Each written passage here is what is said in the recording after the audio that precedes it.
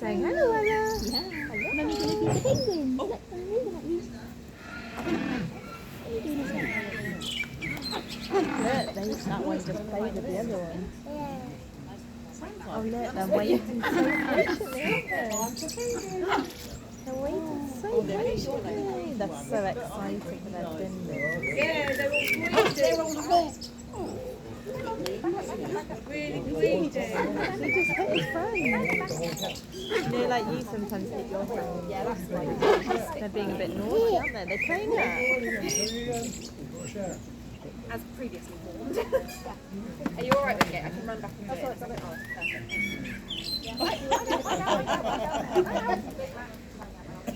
Look at that. Right, so if you can get towards the bucket, you can just start passing out fish. Yep. If you're lucky enough to start. Right, good afternoon everybody, and welcome to this afternoon's Penguin Talk. Now we're starting off by feeding our Humboldt penguins this afternoon. Both sets of penguins are going to get fed, but the reason we feed the Humboldt penguins first is they are particularly snappy, and they would have, if you believe, even though they had a lovely big breakfast this morning, that they've never been fed a day in their lives. So they are always absolutely ravenous. They absolutely pack this fish away. They each need to eat about 25 of these fish every single day. So they get through an awful lot of fish. And then we will be moving on to the king penguins, who are normally really patient, but we'll see how that goes today, because I think we've sensed that there's some attitudes within the group, which, you know, when they're hungry, which is fair enough, but they will be starting to get fed very soon. Now, these two different species, they are from very different places around the world. So you have the Humboldt penguins, which are found in South America. Maggie, can you pack it in? You've got a lot of attitude about you today, girl. So the Humboldts are found in South America, around the coast of Chile and Peru, in the Humboldt Stream, which is where, sorry, it's just that Spike is so close to you right now. He's just like, hello, friend. He's not even there for the food, he's just there because he loves people so much. I've already had to do the disclosure that sometimes Spike is a little bit flirty towards our penguin feeders. So we'll see how that goes today. Hopefully you won't end up with any sort of regurgitation or anything nasty. Oh no, you did do your little jab in the bum there. Yeah, no, Spike, you can't do that to people, that's inappropriate. We're going to get complaints. Come on, let's move you around. Go on. That's it. There you go, good boy. He'll walk his way around and go straight back for you. So yeah, the Humboldts, they're from Chile and Peru, near the Humboldt Stream, which is where they get their name from. Whereas the king penguins, they are from Antarctica, and they're also found in the Falkland Islands as well. Now these two different, because of this difference in location, you get a lot of difference in temperatures as well. So the Humboldt penguins are really adapted to the warmer temperatures. They've been loving the sunny weather that we've been having recently. And one of the ways they're adapted to this warm temperature, you might be able to spot that they have little pink patches just above their beak, which blush bright red, Spike. When they are, don't do that, it's so noisy. You can't do that to people, buddy. Come on. That's it, move on. So yeah, so they blush bright red when they're feeling a little bit too warm, and that helps them to cool down. Whereas the king penguins, they're much more used to the colder climates. And because of that, during the warm weather like we've been having recently, we do have to take some precautions. We want to keep them nice and cold. They don't, because they're near the sort of more northern part of Antarctica and the Falkland Islands, they can deal with our temperatures that little bit better. But obviously we don't want them overheating. So we've got their sprinkler over there, which we turn on when it's feeling particularly warm. They go and have a nice swim in their cold pool as well. And on those really scorchingly hot days, we give them nice big ice blocks to help them cool down. Now, because these species are from two different locations, you'll rarely see them together in the wild. It is quite an unusual event to see these two species in the same enclosure, but it isn't unheard of. There have been cases where king penguins get quite lost and end up in a group of Humboldt penguins. I have seen them photos, so we do know that it happens. And our king penguins, they've lived with Humboldt penguins their entire life. They're very used to their sort of cheeky, nippy antics that you get with them. But these Humboldts are actually really new to us. So they only arrived to us last year. We got them from two different places to form a whole new group, which was very exciting.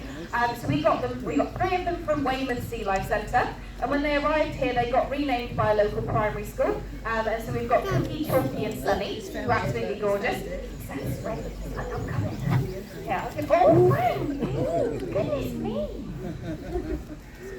I probably should have warned you about Frank as well. Hold on, I'll dig you down and then we can get some of the big ones for them as well, and then that should help to sort of stave them off a bit. There you go, you can go for that. You hold that, I mean Frank's just gonna, that's Spike, he's one of the ones, yeah, there you go. Good lad.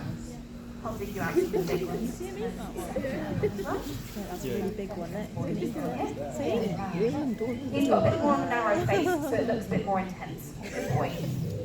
And I'll grab him one because I think Frank's going to push us over if we don't feed him. See this one just down here. He's a bit more snatchy. Then there you go. So yeah, we've got Cookie, Chalky and Sunny who came to us from Weymouth. Then the rest of them came to us from Chessington World of Adventures, and they all got renamed when they arrived here as well. And I do have to give a bit of explanation about their names because they are unusual names, but they are, they kind of suit them. Oh, Frank, that nearly got me.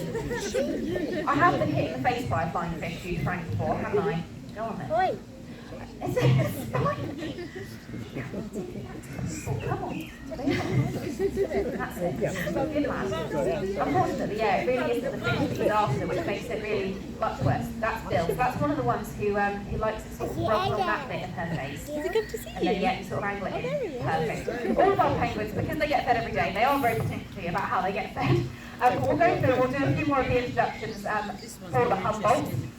The one that I tend to start off with is our beautiful Big Mac, who's this lad just down here. Now the reason that Big Mac's called Big Mac is actually showing it all off to you now, is each Humboldt has a unique collection of dots on their chest, sort of like a constellation, like our fingerprints. They're all very unique.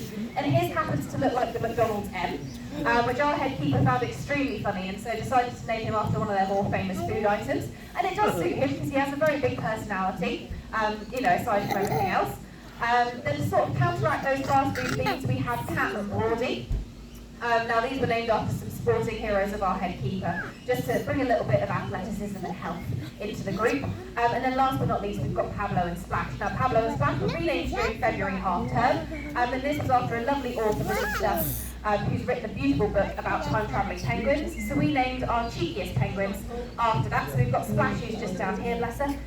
You all right, love? And then we have Pablo as well. Now, Pablo and Sunny were our first official couple with our penguins. They formed a lovely bond, and they've actually got an egg at the moment, which is incredibly exciting. We were all absolutely thrilled about that. So we'll see how that goes over the next few weeks. That's actually the first egg that's been laid here by the penguins since I've started working here, so we were very, very excited. I've got another big one here. Do you want to try Bill again? She was sort of approaching me when I was holding that fish. Yeah, she's the odd one. So we've done a brief little introduction for all of our Humboldts, and I'll move on to the King penguins as well, so you can learn a little bit about their personalities. We're still very much getting to know the Humboldts' personalities. They don't know Oh, we are going to talk about you in a minute, Steph. I know. I was just doing a little bit extra about the Humboldts. But if you follow her head right down, when she does that, if you hold it a little bit further down here, so it's a bit more upright, if that makes sense. Like hold it there, yeah, and then she's just going to be awkward for us now. No, she's going to, okay. Yeah. Spike's the other one who likes it fed in that way as well, so you can just give that a go. Mummy said that. But it is a little bit of a steep drop off in pace when we get on feeding the King penguins. There you go, good lad. So yeah, the Humboldts, they're still very much coming out of their shells. We're still learning about their little personalities. Some are definitely cheekier than others. We've got a lovely chalky boy down here who is very much more people focused than he is penguin focused, and you'll normally see him sat a little bit away from the group. But he is an absolute gorgeous. He's definitely one of my favourites. So I guess we'll start off with Seth. So Seth is our oldest king penguin. He's actually our oldest penguin in general. He's currently the oldest king penguin in Europe. He is 38 years old, which is an absolutely amazing age. In the wild, king penguins would live to about 26, so that shows you how well he's doing. And we like to say he's like the George Clooney of the penguin world. He's aging really well. He looks really, really good for his age. At the moment, he is going through his annual molt, so he looks a bit scruffier than normal. And he is the last one to go through his annual molt. And this is to be expected, because normally what they do when they're about to go through their molt is they have to gain quite a bit of weight because they will go through a starve period. The reason they go through a starve period is because it's sort of like having a hole in your wetsuit. They don't want to be going swimming when they've got all of their feathers coming off that would normally have their waterproof coating. So they would starve themselves in the wild. We try and replicate that here, but unfortunately our penguins haven't necessarily heard of starve periods. So they will take the occasional extra fish. But he is an absolutely gorgeous boy. He's just getting towards the end of that bit now. He's also one of our more famous penguins as well, because Seth was actually in one of the Batman films. He was in Batman Returns with Danny DeVito. So we like to say that, you know, that's why he's aging so well. He's had a bit of work done to maintain his celebrity image. And he also does that really dramatic call. So that's one of the ways that they flirt with each other, is by doing this lovely song, which is going to do now. But then he also does the bow after it. So none of the others do the bow. It's just him. That's a him thing about the bow, which I find extremely funny, considering obviously he's one of our more famous penguins. Then next on our list of ages, we have our beautiful girl Bill. Now she's nearly 30, which doesn't like me to advertise, but she is looking very good for her age as well. Now, for 8 years of Bill's life, we thought she was a boy, hence the name Bill. And then she laid an egg, which is pretty good proof that she's a girl, poor thing. But it is very difficult to tell the difference between male and female penguins. It's so difficult that even the penguins can't do it themselves. So they don't know which out of their friends is girls or boys, nor do they really care most of the time, which is quite nice. But Bill laid that egg all of those years ago, and that egg was actually our beautiful boy Frank, just down here. So Frank is 23 years old now. And he is a bit of a cheeky lad, as you can see earlier. He likes to chuck fish across this enclosure for no apparent reason. He also, if you're swimming, or not you're swimming, if he's swimming in the water, that would be a bit of a change in circumstance, he will come over and give you a nice big splash as well, so it'll look like you've been swimming. But he's also what's considered to be the Casanova of our group. So Humboldt penguins, they mate for life. They essentially get penguin married and have all of their penguin babies together. Yeah, thank you, Seth. So yeah, they have all their penguin babies together, whereas king penguins, it's a little bit more modern, a little bit more fluid. They tend to choose a new partner every single year, essentially. So this flirting season is really important for us, and Seth has been beautifully demonstrating one of the ways they flirt with each other, and that's by doing these really loud calls to one another. Do you want to try that one again with, I don't know who. So yeah, they do these really loud calls to each other. And the reason they do that is they actually can learn each other's voices. So if you put me in a dark room and you play these noises, I can tell you each one of the penguins, because they all do sound so different. And by learning each other's voices, when one of them's incubating the egg and the other one's going on a fishing trip, they can then find each other in the massive crowd. So it works really well for them.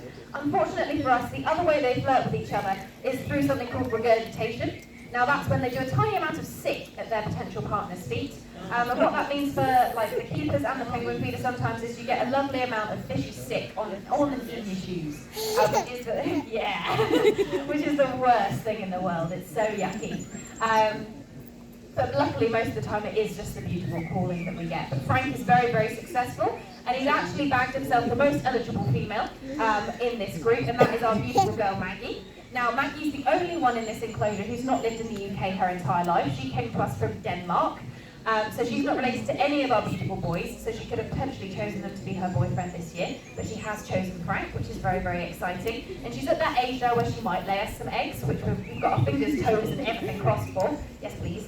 So we'll see how that goes, sort of like a watch this space. Now, Maggie is got a lot of attitude recently, which we got to see just at the beginning of this talk. She was really telling off the Humboldt penguins. But that is a good sign. It means that she's sort of standing herself up for a bit more, she's a bit more confident and shouty, which is all signs that she's getting ready to breed, which we're very, very excited by. And then last but not least, we've got our lovely boy Spike. He's been very, very cheeky throughout this entire talk. Come on, silly boy. He's got quite a narrow face, so you can see he has to kind of like point it back, bless him. But yeah, so Spike is one of our more famous penguins. So Spike has about 20,000 followers on Twitter, Instagram, and Facebook. He also last year got voted to be the world's most popular penguin, which was absolutely incredible. We were very, very proud of him. And the reason for this is because he was one of our hand-raised penguins. So he gets chosen for all of the weird and wonderful activities that we get offered at this park. And because of this, he's also worked with David Attenborough, and he's chosen some of the jokes with Vicky's chocolate penguin biscuits as well. So he's done quite a lot in his little life. He's got a terrible sense of humour, but by the by, it was still an honour for him to choose. Now, the reason he was hand-raised is his parents weren't quite ready. He's shouting now as well. His parents weren't quite ready to raise him yet, so they needed a little bit of a helping hand to bring him up to the beautiful penguin he is today. And because of this, he is very, very people-friendly. He does tend to flirt with us more than he tends to flirt with other penguins, unfortunately. But we'll see how that goes as he gets a little bit older. Are you enjoying it? And these guys are eating very quickly today. Expertly done. Because they're just packing it away. Sometimes they get a little bit frustrated and have to come back for seconds. Yeah, you do have to watch him because there's one that nibbles people. Bless him.